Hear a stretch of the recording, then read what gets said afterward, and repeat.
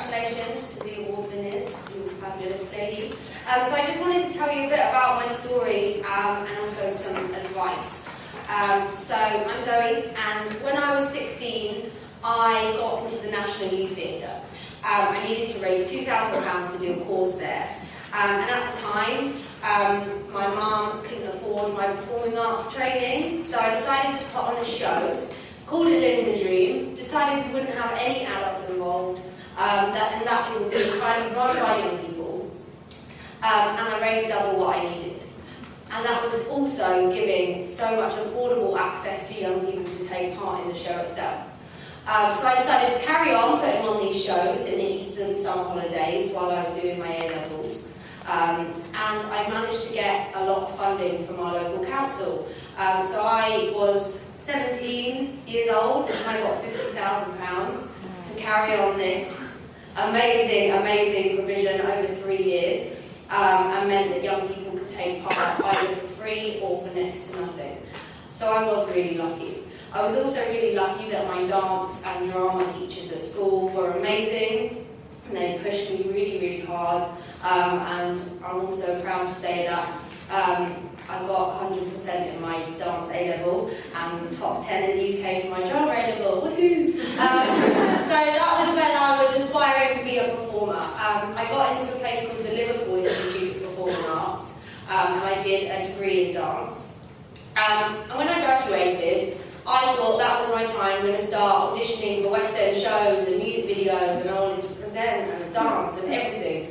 But I ended up having some quite major surgery, so I was like knocked out for about 6 months, watching my friends audition and go on the X Factor and all that fun stuff. So I decided to plan how I could take Living the Dream to the next level, because my other passion, as well as performing, was inspiring young people. So the government, decided to cut all of the arts funding, which meant that my amazing £50,000 that meant I could pay teenagers to choreograph and direct and perform and design costumes had all gone. So I was battling my surgery, government cut all the funding, what the hell am I going to do now? So I watched the T-Mobile advert, which I'm sure you've all seen, the big flash mob, and decided I wanted to do the same thing. So when I was feeling a bit better, I picked up the phone to some pancreas station in London and said, I want to do a flash mob. And they were like, okay. So I went in for a meeting and then convinced them to give me £3,000 to make it happen so that we could raise money for the Teenage Cancer Trust. So I got together a group of 100 young people. We went, we did the flash mob. It was a huge success, and that was really the beginning of everything. And after that, I set up the School of Performing Arts, and we run classes and after-school clubs. I've also recently launched our professional dance company, who do all of the flash mobs and events, and also now our registered charity, the Dream Foundation, and that's really where my passion is, to support young people and champion them. But it also means that nobody ever gets turned away. So if any young person can't afford it, like I couldn't, they can still take part. So that's kind of my journey. Last year, I got involved with a scheme called Virgin Media Pioneers, which is a community for young entrepreneurs.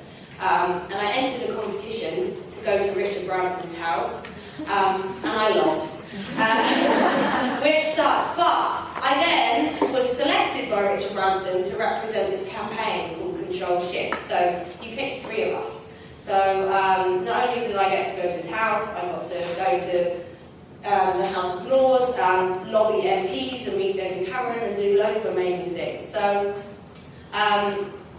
we were campaigning for the idea of this student-style loan for young entrepreneurs, and after supporting that, the government this year announced an £85 million scheme called Startup Loans, where young people can apply for a £2,500 loan to start their business. And I'm now working as an ambassador for that, with James Khan, who you probably remember from Dragon's Den, if you've ever seen that. So I'm working alongside him. So just kind of about, I know what Pinky or Baroness Scott was saying about going for it and your dreams. That's ultimately what Living the Dream is all about. And I was really lucky to win the Women of the Future last year. but just some advice that I've come across from some of the women and men around me that have inspired me to get to where I am today. One of the things is Richard Branson has this business philosophy, which is have fun, do good, and the business will come. And that's kind of reflected on me that every business, but also every person, has a responsibility to give back and make a difference. Because there are a lot of things in this world that need your help, and also to help others selflessly as much as you can. I'm a big believer in karma, and if you go out there and you support other people and help them, then the karma will return to you when you need it the most. And also the power of networking. So tonight you'll get to do that firsthand, but to get out there and to go for it. One of the prime examples, when I was at university, I decided to write 200 letters to celebrities saying, help, I run a business and still living the dream, and give me some money and some advice, please. And a few of them wrote back and said, yay, great, you sound really cool, but no thanks. But one did write me a letter and said, let's go for lunch. And that happened to be, I'll phrase it differently, the best day ever when I called my mum and said, Mum, I'm having lunch with Severus Snape from Harry Potter. So that was a great day. So Alan Rickman gave me some of his time, and we continue to stay in touch. So to just really not be afraid, to find the people out there that inspire you, find out how you can get in touch with them, contact them and tell them about you and your passions, and you never know what might happen. And the same with me picking up the phone to St Pancras. You're never going to know unless you just go for it. What's the worst that can happen? They say no, and you try a new tactic.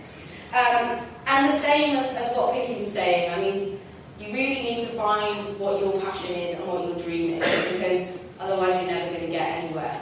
I mean, if I decided to set up a business in selling cakes, then I probably wouldn't be doing anything right now. But yeah, you really need to find what makes you hungry to succeed, or hungry to help other people, or whatever it is that you want to do. And then again, to believe in yourself.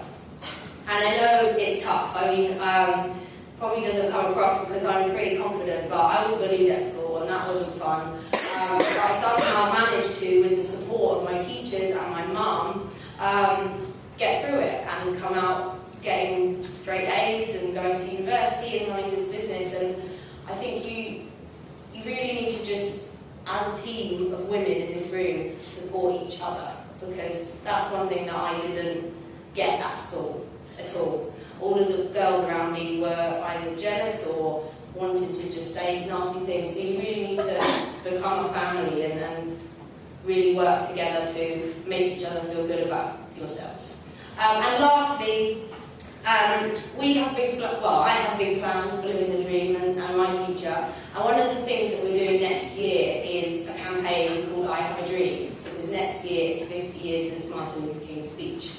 So I'm hoping that you've all seen the I Have a Dream speech. If you haven't, you must YouTube it immediately.